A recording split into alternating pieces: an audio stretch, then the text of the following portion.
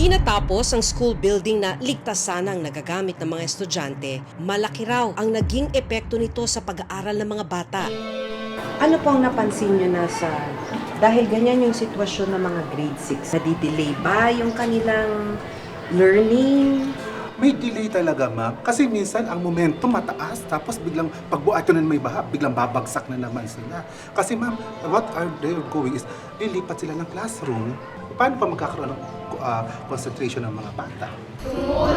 Sa ngayon, mahigit 1,000 mag-aaral ang naka-enroll sa Cabiao Central School. Ang inabando ng gusali, magagamit sana ng grade 4 hanggang grade 6 students.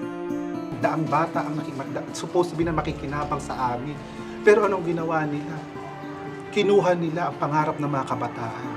Paano magiging pag-asa ng bayan ng mga kabataan nito kung kukuhanin nila yung pangarap nila na mabigyan isang magandang bukas ng dahil lamang sa kanilang sariling interes, pansariling interes. Yun ang lulubog sa pangarap ng ating mga bata dito sa Cabiao Central School. So pag nakikita mo tong school building ninyo, na sana dito kayo.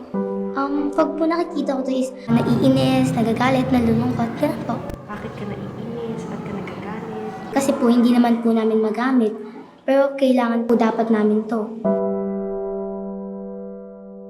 About po dun sa mga government natin na mas pinili pa po nila yung kapakanan nila kaysa sa kapakanan ng mga mamamayan.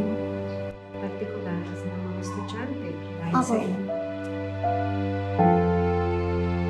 Yung government po, dapat po mas unahin nila yung bayan kaysa po sa sarili nila kasi po sila po yung namamahala. Alas 5 ng hapon, oras na ng uwian ni na Princess.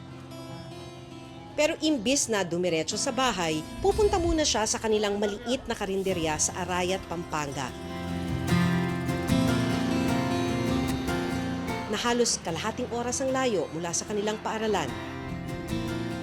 Kailangan niya raw kasing tumulong sa pagtitinda. Pero habang wala pang customer, sinulit ni Princess ang oras para mag-ensayo sa kanyang sasalihang storytelling contest sa school. Gagawa po ako ng story. Pilipino po. Ginagawa ko po yung best ko para po manalo. Siyempre para po sa school ko, sa section namin. Pagpatak na alas 7, unti-unti nang dumarating ang ilang customer. Kaya saglit na tinigil ni Princess ang pagpapractice para tumulong sa pagsuserve ng pagkain. Proud ako, ma'am, sa anak ko. Sa sipag niya sa pag-aaral, tapos tumutulong po sa akin. Binibigay po niya lahat ng best niya para mapakita niya sa akin na yung ginagawa ko sa kanya, sinusuklian po niya. Kwento pa ng kanyang ina na si Lynn Rose, sa 4 na magkakapatid, si Princess lang ang nakapagpatuloy sa pag-aaral. Sabi naman po niya, gusto niyang makapagtapos. Kaya ma'am ako, nagpursige na magbukas para sana po swertihin nang mapatapos ko siya. Ano bang gusto mong maging paglaki mo? Yung dream ko po is a lawyer. Oh, you'll be a good lawyer, actually. You want to be a lawyer. Bakit? Gusto ko pong ipagtanggol yung bayan, yung mga tao. Good job! Gusto mo ipagtanggol. Bakit kailangan nilang ng tagapagtanggol sa ngayon, sa tingin mo? As a student po, syempre po baka hindi po namin makamit yung dreams talaga namin. Hindi po namin masuklian yung mga magulang namin.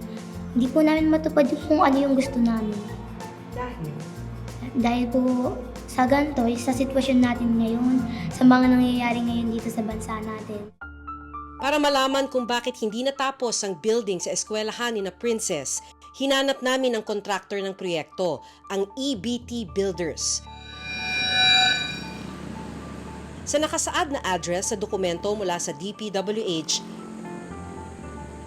natuntun namin sa San Fernando, Pampanga ang opisina ng kumpanya. Nakaharap namin ang nagpakilalang owner pero hindi siya nagpaunlak ng panayam. Pero sa dokumentong ibinigay niya sa reporter's notebook, nakasaad na satisfactorily completed na raw ang proyekto noong November 2020 ayon sa isinagawang inspeksyon ng DPWH at DepEd noong December 2020. Ipinakita rin namin sa Department of Education o DepEd ang nasabing dokumento. Talagang nakakalungkot. Ang nakikita kong ibig sabihin nito is yung program of works is hanggang dun lang pala talaga. Kumbaga yung kontrata ay na-satisfy, kaya satisfactorily completed. Kaya lang yung actual inaasahan ng owner, which is DepEd, na deliverable ay hindi na gawa. Alam mo, naaral na mabuti yan sa end ng DepEd. As we have to deal with multiple agencies sa implementation, minsan we lose control on the costing. Kailangan ko po mag-call out dahil yung mga nararanasan po namin na grade 6 is hindi na talaga maganda. Nahihirapan na po talaga kami.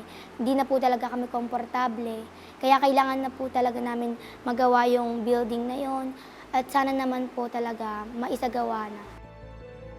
Particularly for these buildings that are unfinished, kumbaga yan ang low-hanging fruit. Kasi nandyan na yan, may site na, sinimulan na, kaya madali na lang, tapusin na lang natin para magamit na, most importantly. No? At agad-agad, within 6 months, 8 months, tapos ka agad yan. At magamit na agad sa simula ng school year next year.